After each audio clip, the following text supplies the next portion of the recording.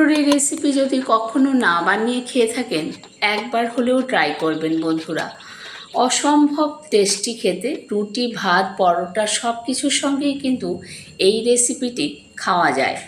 দারুণ টেস্টি, একবার বানালে বারবার খেতে হবে। আমি একটি চাল কুমড়ো নিয়ে নিয়েছি, একেবারে জালি রেখে। নমস্কার, শম্পার রান্নাঘরে আপনাদের সবাইকে আন্তরিক স্বাগত। আমি একটা ছুরির পেছন দিক দিয়ে চাল কুমড়োটা যেহেতু একেবারে কচি, তাই খোসার ওপরের অংশটাকে চেয়ে চেয়ে পরিষ্কার করে নিচ্ছি। অনেক সময় যেভাবে আমরা পটল নিই, চিচিঙ্গা চেঁচিয়ে নিই, ঠিক সেরকম করে চেয়েছে ভালো করে একবার ধুয়ে নিলাম। এবার একটা ছুরি দিয়ে আমি এই চাল কুমড়োটাকে পিস পিস করব। দেখুন, একেবারে পাতলাও নয়, একেবারে মোটাও নয়, ঠিক এরকম একটা সাইজ করে পিস পিস করে নেব। প্রত্যেকটা টুকরো কিন্তু একই মাপের হবে। আপনারা চাইলে কিন্তু বটি দিয়েও করতে পারেন, কোনো অসুবিধা নেই। বটি দিয়েও করলেও কিন্তু হবে। ঠিক এই রকমভাবে দেখুন সবগুলো আমার কাটা হয়ে গেছে চাল কুমড়ো।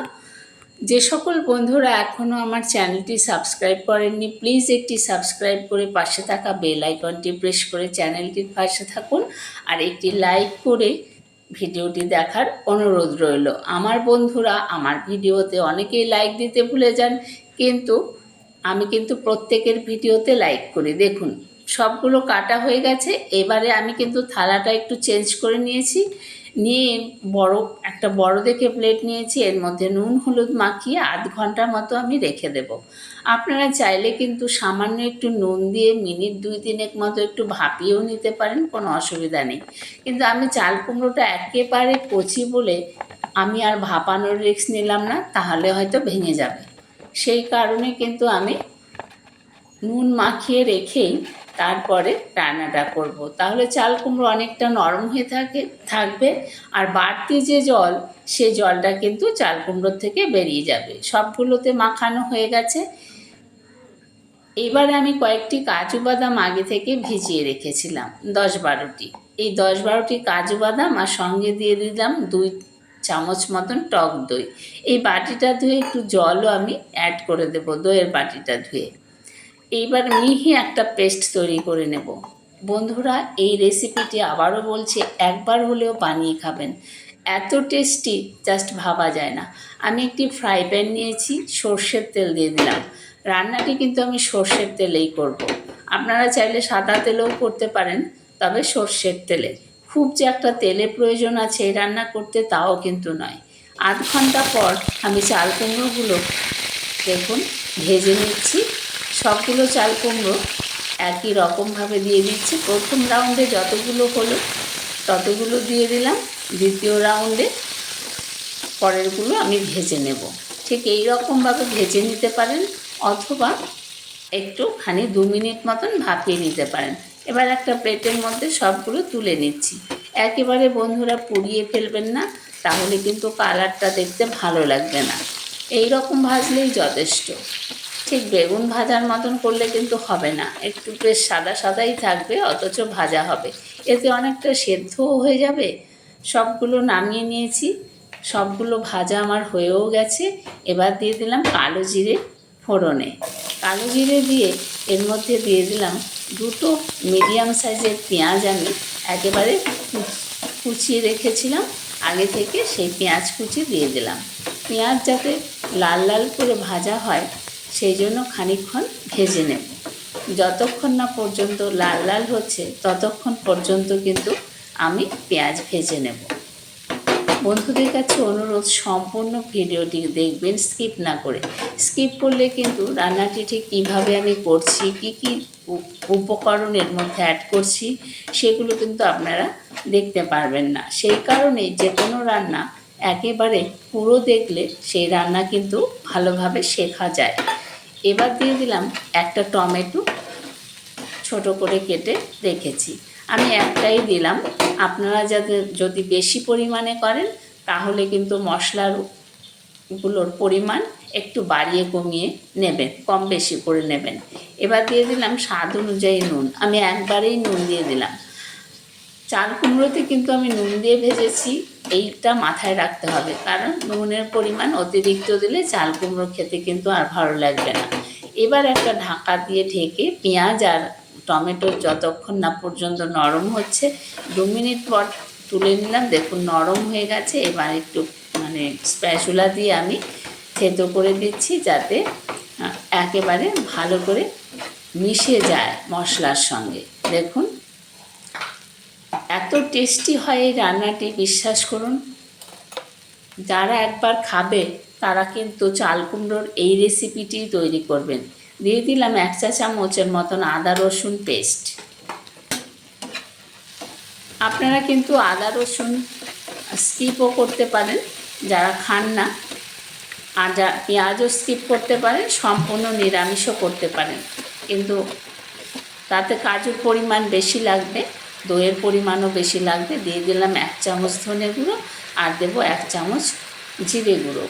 1 চা চামচ করেই কিন্তু আমি দিচ্ছি, যেহেতু আমার চাল কুমড়োটা কিন্তু খুব একটা বড় ছিল না, একেবারেই ছোট চাল কুমড়ো ছিল, কচি। দিয়ে দিলাম হলুদের গুঁড়ো। প্রয়োজন মতো সব মশলা আমি এর মধ্যে দিয়ে দিলাম। এবার এর মধ্যে একটু জল দিয়ে দেব। জল দিলে কি হবে, মশলাটা পুড়বে না, ভালো করে কষানো হয়ে যাবে। ভালো করে নাড়াচাড়া করে মশলা কষিয়ে নিচ্ছি। এবার দিয়ে দিলাম একটু কাশ্মীরি লঙ্কার গুঁড়ো। এটা কিন্তু কালারের জন্য দিলাম, আর কিছুর জন্য না। একটু জলও অ্যাড করে দিলাম, এতে মশলার কালারটা কিন্তু খুব সুন্দর আসে। আমি কিন্তু শুকনো লঙ্কা দেব না, আপনারা চাইলে শুকনো লঙ্কা দিতে পারেন ঝালের জন্য, কিন্তু আমি কিন্তু শুকনো লঙ্কা ব্যবহার করব না, কারণ আমি শুকনো লঙ্কা খাই না। এবারে দিয়ে দেব ঝালের জন্য কাঁচা লঙ্কা, আর ওই যে পেস্ট করে রেখেছিলাম কাজু আর টক দই, তার পেস্টটা আমি এর মধ্যে অ্যাড করে দিলাম। মশলাটা কিন্তু আমি আগে ভালো করে কষিয়ে নিয়েছি, যখন তেল বেরিয়ে এসেছে তারপর কিন্তু এই মশলাটা আমি অ্যাড করলাম। এটা কিন্তু দেখে রাখবেন। আবারও কিন্তু মশলা ভালো করে কষিয়ে নেব যতক্ষণ না তেল ছেড়ে বেরিয়ে আসছে। দিয়ে দিলাম ঝালের জন্য, এখানে আমি 4টে কাঁচা লঙ্কা দিয়েছি, তবে আমি সামান্য একটু চিড়ে চিড়ে দিয়েছি, লঙ্কাগুলো প্রচণ্ড ঝাল, সেই কারণে। আপনারা যে যেমন ঝাল নুন মিষ্টি খাবেন সেই বুঝেই কিন্তু ঝাল নুন মিষ্টি অ্যাড করবেন। দিয়ে দিলাম 1 চামচ চিনি। চিনি আপনারা যেমন খাবেন ঠিক সেরকম দেবেন, কারণ চিনি অতিরিক্ত দিলে ভালো লাগে না, আবার একদম না দিলেও ভালো লাগে না। রান্নার একটা স্বাদের ব্যালেন্সের জন্যই কিন্তু এই চিনি আমরা অ্যাড করি। এবার ভালো করে মিশিয়ে একেবারে তেল, দেখুন কালার কতটা চেঞ্জ হয়ে গেছে মশলার। আগে একটু সাদা ভাব ছিল, এখন কিন্তু একেবারে কালার চেঞ্জ হয়ে গেছে, তার মানে মশলা অনেকটাই কষানো হয়ে গেছে। আর একটু কষিয়ে নিলেই আমি কিন্তু উষ্ণ গরম জল করে রেখেছি, সেই উষ্ণ গরম জল এর মধ্যে ঢেলে দেব। জলের পরিমাণ অতিরিক্ত দেওয়ার কোনো প্রয়োজন নেই।